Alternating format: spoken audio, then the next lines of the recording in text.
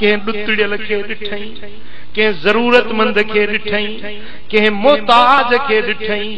हिन जी दिल के छिपो अची वियो, दिल के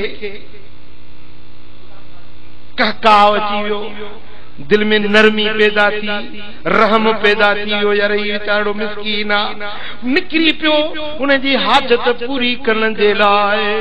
मुंहिंजो महबूब मदीने वारो साईं तो फरमाए, जॾहिं क़यामत जो ॾियारो थींदो त इने माण्हू खे अल्लाह ताला पंहिंजे अर्श मुअल्ला जे साये जे हेठां बीहारी। ओ गरीबन जा कर्ज भरण वारा, ओ मिस्कीनन जूं तंगियूं लाइण वारा, अच त मां अल्लाह तोखे पंहिंजे अर्श जे साये में बीहारियां, जे ॾियारे जो को सायो हूंदो ई कोन।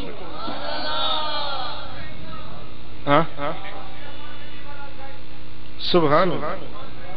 ओ मुंहिंजा अदा भला जे कर्ज वठी विया त हिकिड़ो वज़ीफ़ो बि ॾेई छॾियांव।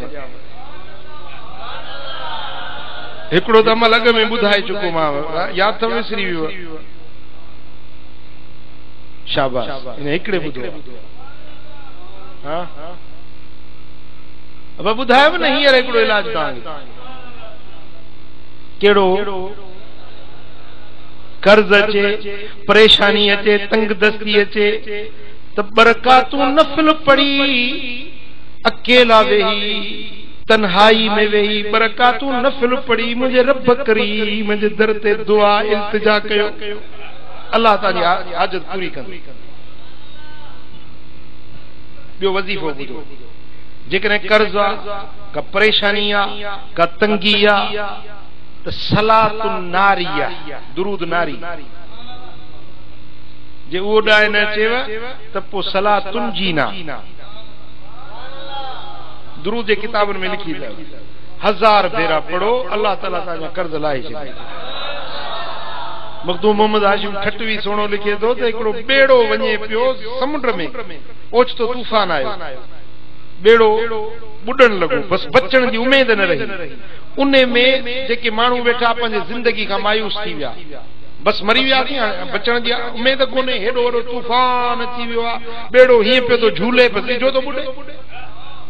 उन बेड़े में हिकिड़ो अल्लाह जो वली वेठो, हीअं गर्दन झुकाई, अखड़ियूं बूटियई त दिलबर नबी जो दीदार नसीब थी वियो।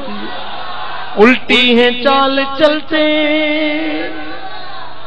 उल्टी है चाल चलते, ये दीवान गाने इश्क आंखों को बंद करते दीदार के लिए।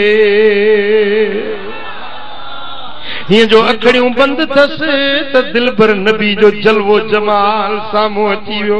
साईं फरमाइनि था, दिलगीर न थियो, दुरूद तुंजी ना पढ़ो, बेड़ो तव्हांजो कोन बुॾंदो, सलामती सां पार पहुचंदो। बुजुर्ग चए थो, मूं तकड़ तकड़ में दुरूद पढ़ण शुरू कयो, तुंजी ना, बस अञा 200 भेरा पढ़ियो त तूफ़ान रुकजण लॻो, 300 पढ़ियुमि त तूफ़ान घटिजी वियो, 400 भेरा पढ़ियुमि त तूफ़ान ख़तम थी वियो, 500 भेरा पढ़ियुमि त जेको तलातुम हुयो समुंड जे अंदरि छोलियूं हुयूं से ख़तम थी वियूं। 1000 पूरो न कयुमि त सलामती सां किनारे ते पार पहुची वियासीं।